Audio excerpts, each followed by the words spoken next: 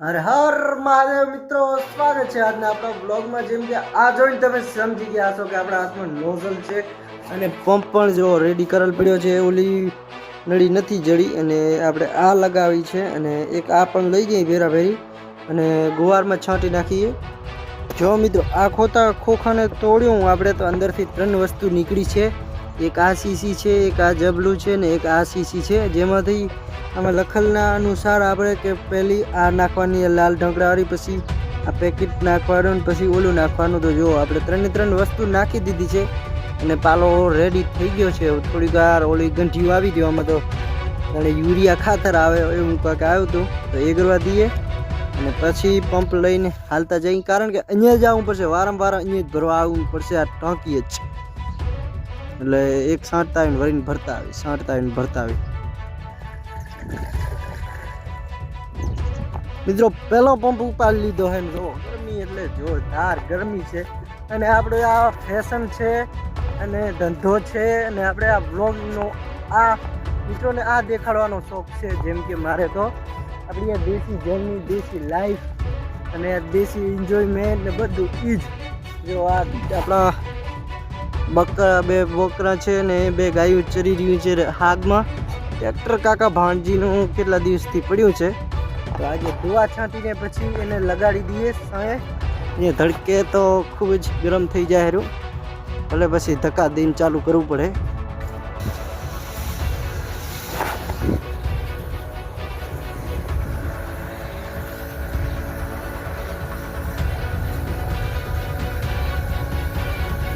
જેમ કે મિત્રો જો છાંટી તો શીરાના બીજો પંપ ખાલી કરી નાખ્યો છે આપણે, અને આ ભીંડામાં છાંટવાનું નહોતું તેમ છતાં પણ આપણે એક પાટિયું ભીંડાનું આ છાંટી નાખી છે દવા। હવે જોઈએ છીએ આપણે કાકા જે વાળા કાકા હતા ઈજી કાકો, એમને ફોન કર્યો તો એમને તો ના પાડી દીધી એ દવા ના છાંટતો ભીંડામાં, તારા ભીંડા કરી જશે। તો જોઈએ હવે બરે છે કે નથી ભરતા।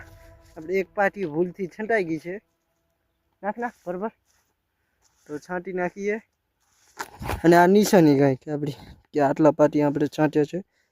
કેમ કે મિત્રો જો ગુવારમાં આપણે દવા છાંટી લીધી છે કમ્પ્લીટલી, એ 7-8 પંપ થયા છે અને હવે જાય છીએ આપણે ઘરે, કારણ કે હવે પંપને લાઈટ નથી એટલે ભરાવા તો નહીં રહે, બાકી નાવું નથી કે એને ભરાઈ રહેશે પાછા। કાકા મહેશના આવી ગયા છે આપણને 2 ફોન, તો ચાલો હવે આપણે ફ્રી થઈ ગયા છીએ તો એમને જે કામ હોય તો કરાવતા આવીએ।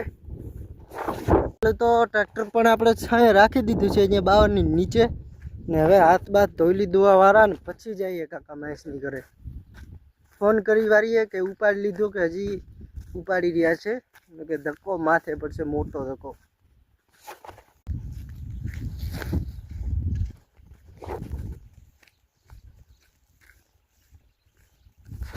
કાકા મહેશને ફોન કર્યો તો હજી સુધી ઉપાડે છેરા, તો આપણે 2 સારીઓ વાધીને લઈને નીકળી ગયા છીએ કાકા મહેશના ખેતર સાઈડ। તો ચાલો કેટલું રહ્યું છે એમને ઉપાડવાનું અને કેટલું ઉપાડી લીધું છે બતાવું તમને।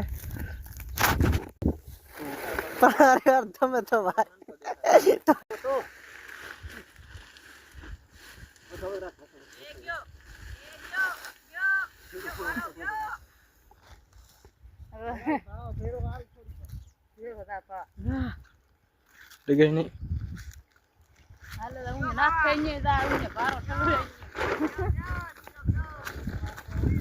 જેમ કે મિત્રો કંઈક અડધા ખેતરનું જીરું ઉપાડી લીધું છે અને આ હવે આપણે પણ લાગી ગયા છીએ આ ભારી ઉપાડવા જીરાનું, અને ફક્ત 3જા ભાગનું જ રહ્યું છે જીરું હવે। અને જો પ્રકાશ માથે ખૂંદી રહ્યો છે અને હું અને ભાવેશ અને કાકો મહેશ ઉપાડતા આવી છીએ આપણે ભાર્યું। દી આથમી ગયો છે ને લેવાઈ ગયું છે કાકા મહેશનું જીરું, અને આપણે રિટર્ન થઈ ગયા છીએ આપણા ઘરે। અને હવે આજના બ્લોગમાં બસ આટલું જ। જય માતાજી મિત્રો।